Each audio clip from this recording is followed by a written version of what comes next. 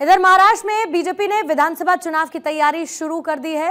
BJP और महायुति के गठबंधन किस तरीके से होगा, सीटों का बंटवारा किस तरीके से होगा, चुनाव किस तरीके से लड़ा जाएगा, उस पर रणनीति बनानी, फॉर्मूला बनाना शुरू हो चुका है।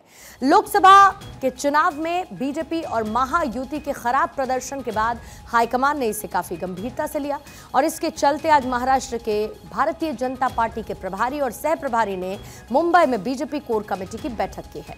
मीटिंग में आगामी चुनाव की रणनीति बनाई गई है। इस बैठक पर शामिल कौन कौन रहा? केंद्रीय मंत्री और महाराष्ट्र के प्रभारी भूपेंद्र यादव इसका हिस्सा थे। केंद्रीय मंत्री और महाराष्ट्र के सह प्रभारी अश्विनी वैष्णव इसका हिस्सा थे।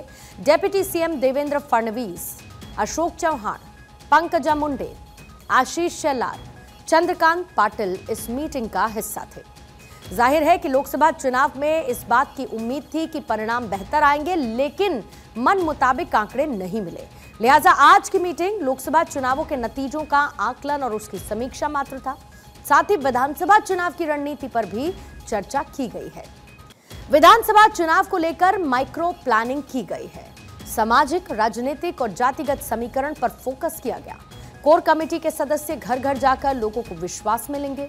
प्रदेश के सभी गांव में जाकर विपक्ष के झूठ के नैरेटिव को क्लियर करेंगे, ये इस बैठक में तय किया गया है। लोकसभा चुनाव में महाराष्ट्र में करारी शिकस्त के बाद भारतीय जनता पार्टी द्वारा आज महाराष्ट्र प्रदेश कार्यालय में कोर कमेटी की बैठक की गई।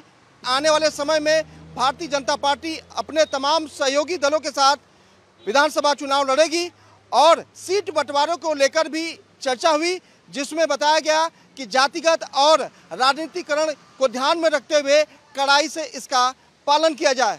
तो आप यह समझ रहे हैं कि किस तरह से भारतीय जनता पार्टी अब आने वाले विधानसभा की तैयारियों में जुट गई है। आज जो बैठक हुई है वह महाराष्ट्र में कोर कमेटी के तमाम जो नेता हैं उनके साथ यह बैठक हुई, लेकिन इस बैठक का सबसे प्रमुख कारण रहा कि किस तरह से आगामी जो है विधानसभा चुनाव लड़ा जाए और इस चुनाव के दरमियान लोकसभा में हुई तमाम जो गलतियां हुई है उसका पुनरावृत्ति नहीं होना चाहिए,